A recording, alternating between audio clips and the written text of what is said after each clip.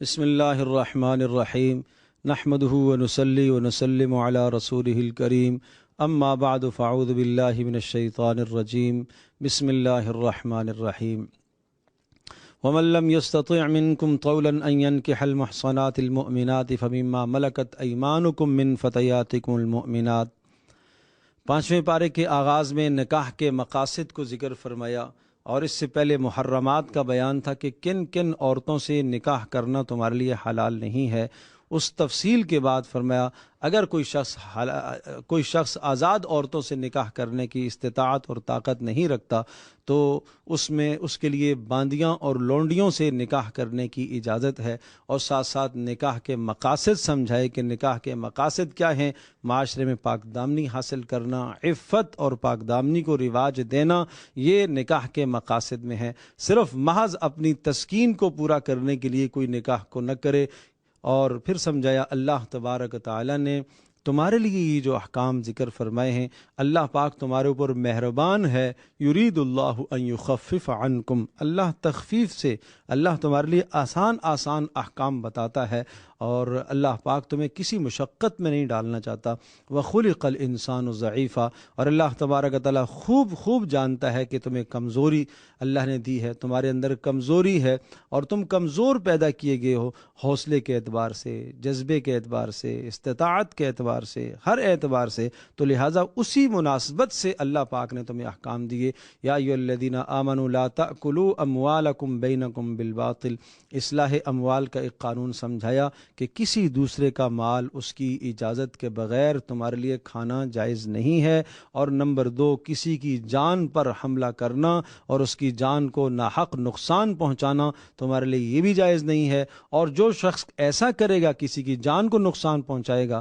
کسی کے مال کو نقصان پہنچائے گا، وہ بہت بڑا ظالم تصور کیا جائے گا۔ فسوف نصلیہ نارا، اور اللہ پاک اسے جہنم میں ڈالے گا۔ ان تجتنبوا کبائر ما تنہون، اللہ نے تمہارے لیے آسانیاں اس طرح سے پیدا کی ہیں کہ کبائر سے اور بڑے گناہوں سے تم اپنے آپ کو بچاتے رہو، اور جب تم بڑے گناہوں سے اپنے آپ کو بچاؤ گے تو اللہ تبارک تعالیٰ اپنے فضل سے، اپنے کرم سے تمہارے چھوٹے گناہوں سے اللہ درگزر کرتا رہے گا۔ نماز کے ذریعے سے تمہارے چھوٹے گناہ معاف ہو جائیں گے، وضو کے ذریعے سے تمہارے چھوٹے گناہ معاف ہو جائیں گے۔ ان الحسنات یذھبن السیئات، نیکیاں گناہوں کو ختم کر دیتی ہیں، تو چھوٹی چھوٹی نیکیوں سے تمہارے یہ گناہ چھٹ جائیں گے۔ ہاں، کبائر سے اپنے آپ کو بچاؤ۔ اور اللہ نے جو تمہیں عزت دی ہے، مقام دیا ہے، جس کو اللہ پاک نے مرد بنایا ہے وہ مرد ہونے کی حیثیت سے اپنی ذمہ داریوں کو سمجھے، اور جس کو اللہ نے عورت بنایا ہے وہ عورت ہونے کی حیثیت سے اپنی ذمہ داریوں کو سمجھے۔ الرجال قوامون علی النساء بما فضل اللہ بعضهم علی بعض، اصلاح ازواج کا طریقہ سمجھایا کہ گھر کا اختیار اور گھر کی حکمرانی اللہ تبارک تعالیٰ نے مرد کو سونپی ہے، اور اللہ پاک نے مرد کے اندر حوصلہ رکھا ہے، ہمت رکھی ہے، طاقت رکھی ہے، اور اس کے اندر اللہ تبارک تعالیٰ نے کمائی کی صلاحیت رکھی ہے، اور وہ احسن طریقے سے، بہترین طریقے سے جب مال حلال کما کر لاتا ہے تو اس وجہ سے گھر کا اختیار اور اقتدار اس کو اللہ نے سونپا ہے۔ ہاں، اس کی بیوی گھر کے اندر اس کی مشیر بن کر اس کے ساتھ زندگی گزارے، اس کے ساتھ وزیر بن کر گھر کی زندگی گزارے، لیکن اگر دونوں کی آراء میں کہیں تناقض اور تعارض آ جاتا ہے تو اس موقع پر مرد کی رائے کو تقویت رہے گی، اور مرد کی رائے کو جو ہے وہ ترجیح دی جائے گی۔ اور پھر فرمایا کہ اگر بیویوں کے اندر نشوز تم محسوس کرو، نافرمانی محسوس کرو، تو طریقہ کار کیا ہے، بیوی کی اصلاح کا طریقہ سمجھایا۔ واللاتی تخافون نشوزہن فعظوہن، سب سے پہلا کام کرو، اسے سمجھاؤ۔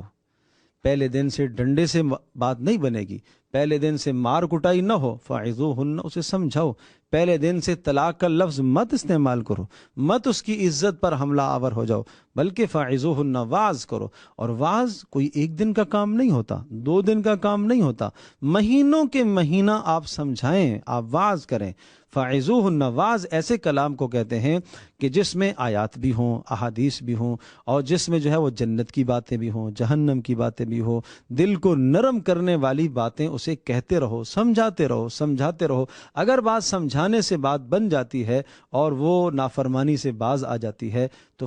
اس کے بعد اگر اچھی بات ہے، اور اگر نہیں بات آتی وَاهْجُرُوهُنَّ فِي الْمَضَاجِعِ، پھر کچھ وقت تک اس کو جدا کر دو۔ یہ جدا طلاق نہیں ہے، گھر کے اندر ہی جدا کر دو، بستر جدا کر دو، کمرہ جدا کر دو۔ اس سے عورت پر اثر پڑے گا اور اس کے مزاج اور اس کی طبیعت میں یہ بات آئے گی کہ مجھے ایسا کیوں کیا گیا، یہ سلوک میرے ساتھ کیوں ہو رہا ہے میری نافرمانی کی وجہ سے۔ تو اللہ کی ذات سے امید ہے وہ نافرمانی سے باز آ جائے گی۔ اگر پھر بھی باز نہیں آتی تو تیسرا طریقہ بتایا کہ وَضْرِبُوهُنَّ، تیسرا اصول سمجھایا، مناسب پٹائی کرو۔ لیکن حدیث میں اس ضرب کی تشریح آئی ہے کہ پٹائی ایسی نہ ہو، مار ایسی نہ ہو جو چہرے پر ہو، ایسی مار نہ ہو جس سے زخم لگے، ایسی مار نہ ہو جس سے کوئی سخت چوٹ آئے، ایسی مار نہ ہو جس سے ہڈی ٹوٹے، بہت اعتدال کی مار۔ یہ مار یہ انتقامی مار نہیں ہے، یہ تعمیر کے لیے، یہ سدھار کے لیے مار ہے، اور سدھار کے لیے جو مار ہوتی ہے وہ مار مؤثر ہوتی ہے۔ اگر ایک آدمی اپنا انتقام، اپنا غصہ اتارنے کے لیے مارتا ہے تو وہ تو پھر تعمیری مار نہیں ہے، وہ تو تخریبی مار ہے۔ فَإِنْ أَطَعْنَكُمْ، ان تین اصولوں کے بعد اگر بیوی تمہاری بات مان لیتی ہے، فَلَا تَبْغُوا عَلَيْهِنَّ سَبِيلًا، بلا وجہ اس کو بدنام کرنا، معاشرے میں اس کو برا کرنا، گھر کے اندر اس کی بے عزتی کرنا، بے اکرامی کرنا، تمہیں کوئی اس کا حق نہیں پہنچتا۔ وَإِنْ خِفْتُمْ شِقَاقَ بَيْنِهِمَا فَابْعَثُوا حَكَمًا مِّنْ أَهْلِهِ وَحَكَمًا مِّنْ أَهْلِهَا، یہ تینوں اصول اپنا لیے پھر بھی عورت کے اندر اصلاح کی بات نہیں آئی ہے، پھر بھی وہ مرد کی نافرمانی کر رہی ہے اور زبان درازی کر رہی ہے، وہ ناشزہ ہے، نافرمان ہے، تو پھر فرمایا کہ ایک مرد کے خاندان کا آدمی اور ایک عورت کے خاندان کا آدمی، یہ دونوں آدمی آئیں اور ان دونوں کو بیٹھائیں، یہ چار افراد گھر کے اندر بیٹھ کر مصالحت کرنے کی کوشش کریں، دونوں کے اعتراضات کو، دونوں کی باتوں کو سنیں اور سن کر کوئی حل نکالنے کی کوشش کریں۔ اگر حل نکل آتا ہے تو بہت اچھی بات، اور اگر حل نہیں نکل آتا اور یہ دونوں آدمی اس بات پر یہ فیصلہ دے دیتے ہیں کہ ہاں اب ان دونوں کی زندگی باہمی اچھی نہیں گزر سکتی اور اب ان کے لیے جدائی ہی بہتر ہے، تو پھر مرد کو چاہیے کہ وہ اسے ایک طلاق دے دے۔ اور ایک طلاق کے بھی اتنے خوبصورت اصول ذکر فرمائے، سورۃ البقرہ میں بھی بڑی تفصیل سے طلاق کے احکام آئے ہیں کہ طلاق اس طرح سے دے کہ پاکی کی حالت میں، اور وہ پاکی جس پاکی میں مرد نے قربت نہ اختیار کی ہو، ازدواجی تعلق نہ قائم کیا ہو، اس حال میں اس کو ایک طلاق دے دے، پھر انتظار کرے، اس کا زمانہ ایک پیریڈ گزر جائے ماہواری کا، دوسرا گزر جائے، تیسرا گزر جائے، تو وہ خود بخود اس سے جدا ہو جائے گی، دوسری طلاق کی نوبت ہی نہیں آئے گی، تیسری کی نوبت ہی نہیں آئے گی۔ اس ایک طلاق کا فائدہ یہ ہوگا کہ اگر عدت کے اندر اندر یہ رجوع کرنا چاہتا ہے، یہ کہہ دے گا میں رجوع کرنا چاہتا ہوں، رجوع ہو جائے، یا یہ ازدواجی تعلق قائم کرنا چاہتا ہے کر لے، تو یہ رجوع ہو جائے گا، کسی کو خبر بھی نہیں آئے گی، کانوں کان خبر نہیں جائے گی کہ اس نے طلاق دی ہے، تو یہ گھر کے اندر کا معاملہ، ادھر ہی معاملہ صاف ہو جائے گا۔ اور اگر خدا نہ خواستہ اس نے 3 طلاقیں دے دی تو پھر مصالحت کے سارے راستے اس نے بند کر دیے، سارے راستے اس نے مسدود کر دیے، اور پھر بھی اگر ایک طلاق دینے کے بعد یا ایک ماہواری کے بعد دوسری ماہواری کے بعد دوسری طلاق دیتا ہے، تیسری ماہواری کے بعد تیسری طلاق دیتا ہے، تو اس طرح سے اگر طلاق دیتا ہے تب بھی اس کو 3 طلاقیں نہیں دینی چاہیے۔ جب ایک کام بن رہا ہے ایک ہی طلاق سے تو پھر اسے دوسری اور تیسری پر جانے کی ضرورت کیا ہے؟ اور اس ایک طلاق دینے کا فائدہ یہ ہے، یا 2 طلاق دینے کا فائدہ یہ ہے، ایک دے دی یا 2 دے دی، ان کو طلاق رجعی کہا جاتا ہے، تو فائدہ یہ ہوگا کہ عدت گزرنے کے بعد بھی اگر وہ اس کو اپنے پاس رکھنا چاہتا ہے تو دوبارہ تجدید نکاح کر لے گا۔ لیکن اگر 3 طلاقیں ہو گئی ہیں تو اب تجدید نکاح کے بھی سارے راستے بند کر دیے اس نے۔ تو اس لیے یہ سمجھایا کہ بیوی کی اصلاح کا یہ طریقہ ہے، اور اس طریقے کے ساتھ اپنے گھر کی اصلاح کرنے کی کوشش کی جائے، اور ساتھ ساتھ قرابت داروں کے حقوق بھی، وَاعْبُدُوا اللَّهَ وَلَا تُشْرِكُوا بِهِ شَيْئًا، اللہ کی بندگی سے غافل نہیں ہونا چاہیے، ماں باپ کے حقوق سے غافل نہیں ہونا چاہیے، قرابت داروں، یتیموں، مساکین، اڑوس پڑوس، ان تمام کے حقوق سے غفلت نہیں اختیار کرنی چاہیے۔ اور پھر اس کے بعد یا ایھا الذین آمنوا لا تقربوا الصلاۃ وانتم سکارى حتى تعلموا، یہاں طہارت اور نماز کے مسائل کو ذکر فرمایا۔ عرض کیا تھا کہ نماز وہ بڑی بنیاد بنیاد ہے کہ جس بنیاد پر اگر انسان کاربند رہتا ہے تو بہت سارے گناہوں سے آدمی بچ سکتا ہے۔ اس لیے جا بجا تقوی اور نماز کا حکم آتا ہے۔ اور ان احکام کے بعد پھر اس سورۃ النساء کا جو دوسرا حصہ ہے جس میں قوانین کے نفاذ کا بیان ہے کہ اسلامی ریاست کی ذمہ داری ہے کہ ان قوانین کو نافذ کرے۔ ان اللہ یأمرکم ان تؤدوا الامانات الی اہلھا، وہ کیا؟ اقتدار، منصب، عہدوں کی تقسیم صحیح ہونی چاہیے اور نااہلوں کو عہدے نہ دیے جائیں، نااہلوں کو منصب سپرد نہ کیے جائیں اور نااہلوں کو اقتدار پر مت بٹھائیں، اس لیے کہ اس کے پھر نتائج بہت بد ہوں گے۔ یا ایھا الذین آمنوا اطیعوا اللہ واطیعوا الرسول واولی الامر منکم، اللہ کی اطاعت، رسول کی اطاعت، اولو الامر کی اطاعت۔ اولو الامر کی اطاعت اس کے دو معنی ہیں، ایک تو اہل علم علماء کرام کی اطاعت ان مسائل کے اندر جو قرآن و سنت میں صراحتاً موجود نہیں ہیں، تو ان معاملات میں اطاعت اہل علم کی، علماء کی اطاعت کرنا اور ان کی تقلید کرنا۔ اور اسی طرح سے اولو الامر سے مراد ارباب اقتدار، خلاف شرع نہ، وہ قوانین اور وہ قوانین اور وہ ضابطے اور وہ اصول جو ملک کے نظم و نسق کو برقرار رکھنے کے لیے وضع کیے جائیں، اور اگر وہ خلاف شرع نہ ہوں تو ان کی پیروی بھی کرنی چاہیے اور ان کی پیروی کا حکم ہے۔ کوئی آدمی اگر ایسے قوانین کی خلاف ورزی کرتا ہے تو وہ حکومت کا مجرم ہونے کے ساتھ ساتھ وہ اللہ کا بھی مجرم ہے، اسے اس بات کا خاص خیال رکھنا چاہیے۔ اور اسی طرح سے یہ سمجھایا کہ وما ارسلنا من رسول الا لیطاع باذن اللہ، رسول اللہ اس لیے بھیجتا ہے تاکہ اس کی اطاعت کی جائے۔ اور یاد رکھیے گا رسول اللہ صلی اللہ تعالی علیہ وسلم کی مخالفت کرنا، جان بوجھ کر رسول کی مخالفت کرنا اور شرع کے احکام کو ٹھکرانا اور شرع کے احکام کو پیچھے پھینک دینا، یہ سراسر کفر ہے۔ فلا وربک لا یؤمنون حتی یحکموک فیما شجر بینہم، اس وقت تک یہ صاحب ایمان نہیں ہو سکتے جب تک آپ کے ایک ایک فیصلے کو تسلیم نہ کریں۔ یا ایھا الذین آمنوا خذوا حذرکم فانفروا ثبات او انفروا جمیعا، دشمنوں کے لیے ہمیشہ امت مسلمہ کو تیار رہنا چاہیے اور ہمیشہ اللہ تبارک تعالیٰ کی ذات علی پر بھروسہ کرنا چاہیے اور اللہ ہی سے مدد مانگنی چاہیے۔ الم تر الی الذین قیل لهم کفوا ایدیکم واقیموا الصلاۃ، اسلامی لشکر کے آداب کو ذکر فرمایا۔ آداب میں سے یہ بات ہے کہ ہمیشہ بہادری سے،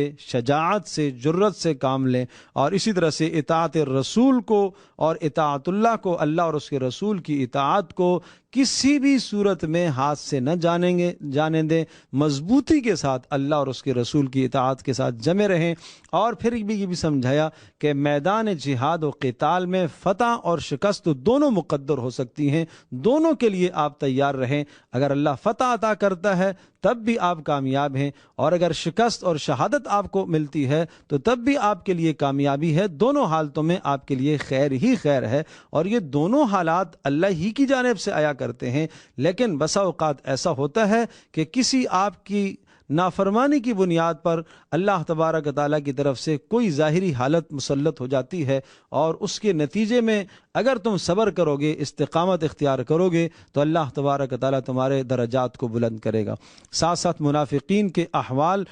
بھی بتائے کہ منافق ہمیشہ سے روز اول سے یہ چلے آ رہے ہیں، اور آج کل کے زمانے اور دور میں بھی اس قسم کے لوگ معاشرے میں موجود ہیں جو مسلمانوں کی تکالیف پر، اپنے مسلمان بھائی کی تکلیف پر وہ خوش ہوتے ہیں۔ تو یہ عادات منافقوں کی ہیں، ان عادات سے اپنے آپ کو بچائیے۔ اور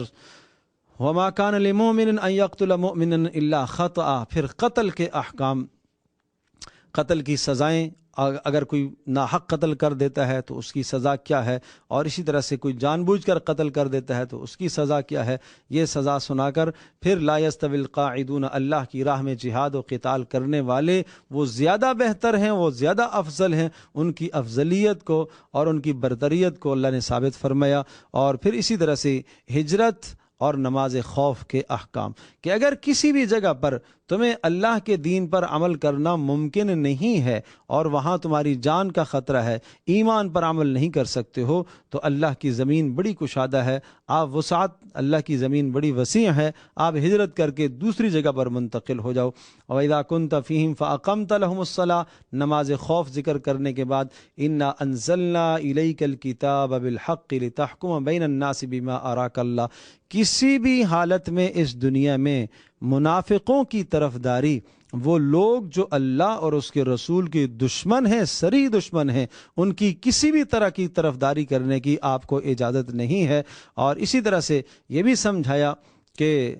بلا تحقیق رائے نہ دیا کرو، جب تک تمہارے سامنے کوئی مکمل مستحکم اور مضبوط بات نہ ہو اس وقت تک تمہیں رائے نہیں دینی چاہیے۔ ان اللہ لا یغفر ان یشرک بہ ویغفر ما دون ذلک لمن یشاء، اور شرک کے علاوہ اللہ جو چاہے گا گناہ معاف کر دے گا، لیکن شرک وہ جرم ہے کہ وہ جرم ناقابل معافی جرم ہے۔ اور یہ سمجھایا کہ اس دنیا کے اندر شیطان تمہیں کس طرح سے ورغلائے گا، وہ اس طرح سے لَأَتَّخِذَنَّ مِنْ عِبَادِكَ نَصِيبًا مَفْرُوضًا، اس نے قسمیں کھا کر کہا ہے میں اس انسان کو ورغلاؤں گا، وَلَأُضِلَّنَّهُمْ وَلَأُمَنِّيَنَّهُمْ، تمہیں گمراہ کرے گا، تمہیں لمبی لمبی امیدیں دے گا اور تمہیں گناہوں کے حکم کرے گا اور گناہ تمہارے لیے مزین کر کے لائے گا۔ لیکن یاد رکھنا، جس نے بھی شیطان کی پیروی کی وہ بہت دور کی گمراہی میں جا کے پڑا۔ جب اللہ نے صاف صاف بتایا کہ اس راستے سے شیطان تمہارے پاس آ سکتا ہے اور تمہیں ورغلا سکتا ہے اور تمہیں گمراہ کر سکتا ہے، تو تمہیں اس گمراہی سے بچنا چاہیے۔ اور پھر کامیابی اور ناکامی کا دار و مدار سمجھایا، لیس بامانیکم ولا امانی اہل الکتاب، نہ یہودیوں کی امیدوں پر فیصلہ ہوگا نہ تمہاری امیدوں پر فیصلہ ہوگا، فیصلہ ہوگا من یعمل سوءا یجز بہ، جس نے اس دنیا میں جرم کیا، گناہ کیا، اس گناہ کی وہ سزا پائے گا، اور جس نے نیک عمل کیا، ومن یعمل من الصالحات من ذکر او انثی وہو مؤمن، اخلاص کے ساتھ محمد صلی اللہ تعالی وسلم پر ایمان لاتے ہوئے جس نے نیک عمل کیا، اس نیک عمل کا بدلہ اللہ تبارک و تعالی اسے عطا کرے گا۔ وَيَسْتَفْتُونَكَ فِي النِّسَاءِ قُلِ اللَّهُ يُفْتِيكُمْ، چونکہ سورت کا آغاز اسی مضمون سے ہوا تھا، عورتوں کے احکام، عورتوں سے متعلقہ احکام، کمزور طبقے سے متعلقہ احکام تھے، تو یہاں انہی احکامات کو دوبارہ سے ذکر فرمایا، اور پھر ساتھ یہ بھی سمجھایا کہ اگر کسی عورت کو یہ خدشہ اور اندیشہ ہو کہ اس کا شوہر اس کے حقوق ادا نہیں کرتا، تو عورت کو شوہر سے خلاصی کا کیا طریقہ اختیار کرنا چاہیے، وہ طریقہ یہاں سمجھایا۔ جس طرح سے مرد کو سمجھایا مرد عورت سے خلاصی لے گا طلاق کے ذریعے سے، اور عورت مرد سے خلاصی لے گی خلا کے ذریعے سے، لیکن دونوں کو اس بات کو سمجھنا چاہیے کہ جب دونوں کے درمیان میں جدائی ہو جائے، اب نہ مرد کو جائز ہے کہ وہ عورت کی برائیاں کرتا پھرے، اور نہ وہ عورت کے لیے جائز ہے کہ وہ اس مرد کی برائیاں کرتی پھرے کہ میں نے کیوں خلا لی ہے۔ نہیں، ان دونوں برائیوں پر دونوں کو پردہ ڈالنا چاہیے، مرد کو عورت کی برائیوں پر پردہ ڈالنا چاہیے اور عورت کو مرد کی برائیوں پر پردہ ڈالنا چاہیے۔ یا ایھا الذین آمنوا کونوا قوامین بالقسط شہداء للہ، عدل و انصاف کے ساتھ گواہی دیا کرو جب تم سے گواہی کا مطالبہ کیا جائے، چاہے گواہی اپنی ذات کے خلاف ہو، ماں باپ کے خلاف ہو، فقیر کے خلاف ہو، غنی کے خلاف ہو، تمہیں عدل و انصاف کے ساتھ گواہی دینی چاہیے۔ یا ایھا الذین آمنوا آمنوا باللہ ورسولہ، یہ عرض کیا تھا کہ اہل ایمان کو بھی خطاب ہو سکتا ہے، اور اہل ایمان کے ضمن میں وہ لوگ جو زبان سے تو ایمان لائے لیکن دل میں کفر چھپائے رکھتے ہیں، ان کو بھی خطاب ہو سکتا ہے کہ انہیں اپنے ایمان کے اندر اخلاص پیدا کرنا چاہیے، ایمان کے اندر اخلاص پیدا کرنا چاہیے اور ایمان کی حقیقت کو سمجھنا چاہیے۔ اور آگے منافقوں کی ایک فہرست گنوائی ہے اور ان کی عادات و اطوار کو ذکر فرمایا، اور وہ کیا ہے کہ ایمان لانے کے بعد پھر کفر کی طرف جاتے ہیں، نمبر 2 کافروں کے ساتھ دوستیاں رکھتے ہیں، اور نمبر 3 اس دوستی میں اپنے لیے عزت سمجھتے ہیں، اور نمبر 4 الذین یتربصون بکم فإن کان لکم فتح من اللہ، اہل ایمان کے اوپر آنے والی مصیبتوں کے انتظار میں رہتے ہیں، اور اگر اہل ایمان پر کوئی مصیبت آتی ہے تو وہ خوش ہوتے ہیں، مصیبت پر خوش ہوتے ہیں، اور اگر اہل ایمان کو کوئی دنیا کی فتح اور کامیابی ملتی ہے تو کہتے ہیں یہ تو ہماری وجہ سے آئی ہے۔ اور اسی طرح سے ان کی عادات و اطوار میں سے دھوکہ دہی، ان المنافقین یخادعون اللہ، دھوکے دیتے ہیں، نمازوں میں سستی کرتے ہیں، تذبذب کا شکار رہتے ہیں، کبھی ایمان والوں کے پاس آتے ہیں تو خیال آتا ہے کہ بھئی یہ ٹھیک ہے اور ان کا مذہب حق ہے، اور جب کافروں کے پاس جاتے ہیں تو ادھر کے گن گانے لگتے ہیں، کوئی ان کا اپنا نظریہ، کوئی ان کی اپنی سوچ نہیں ہے۔ ایسے نظریے کے جو لوگ مالک ہیں، ان المنافقین فی الدرک الاسفل من النار، ایسے منافقوں کے لیے اللہ پاک نے جہنم کا نچلا طبقہ تیار کر کے رکھا ہے۔ ہاں، جو اس نفاق سے توبہ کر لیتا ہے، اپنے اعمال کو درست کر لیتا ہے، اللہ اور اس کے رسول کے ساتھ اعتصام، واعتصموا بحبل اللہ، یعنی اللہ پاک کی رسی کو مضبوطی سے تھام لے اور اپنے دین میں اخلاص پیدا کر لے، تو پھر اس کو بھی وہی اجر ملے گا جو عام اہل ایمان کو اجر ملتا ہے۔ ما یفعل اللہ بعذابکم ان شکرتم وآمنتم، اللہ تبارک تعالیٰ کو تمہیں عذاب دینے سے کوئی سروکار نہیں ہے، اگر تم شکر گزار بن کر زندگی گزارو اور تم اپنے ایمان میں کمال پیدا کرو تو اللہ تبارک تعالیٰ وہ تمہارے عذاب کے در پہ نہیں ہے۔ وَكَانَ اللَّهُ شَاكِرًا عَلِيمًا، اور اللہ پاک تو بڑا قدردان ہے، تمہارے ہر عمل کی اللہ پاک قدر کرتا ہے۔ اللہ تبارک تعالیٰ ہم سب کے لیے سمجھنا عمل کرنا آسان فرمائے۔ وآخر دعوانا الحمدللہ رب